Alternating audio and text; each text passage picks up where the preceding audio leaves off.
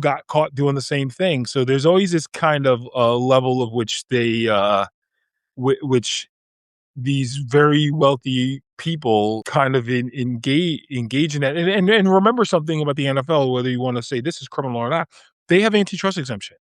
They have Right. antitrust, and they basically operate. And I always tell people will say, "Well, the NFL acts like capitalism, but it's socialism." I said, "No, there's a word for that. It's called a cartel.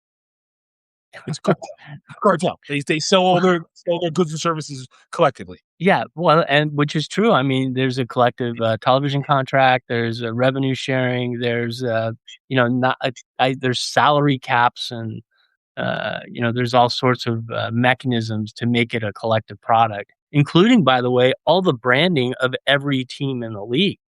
Yeah. Um, which I guess, yeah, never really thought about it that way, Yeah, yeah. but Oh, you buy that jersey, that doesn't just go to the Rams. Like, that goes to the league, and then there's a division in which that actually goes into collective bargaining with players get money outside of the regular contract for I have a cousin who just finished playing in the NFL for, the Carolina Panthers and then the Browns.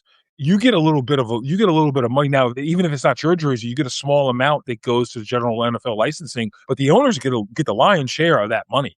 That goes from the licensing agreement, and that is collectively shared on a certain level. But obviously, certain brands like the Cowboys, Jerry Jones makes a little more money because his brand sells a little well, more. I But mean, his product makes up a bigger proportion of the yes, total.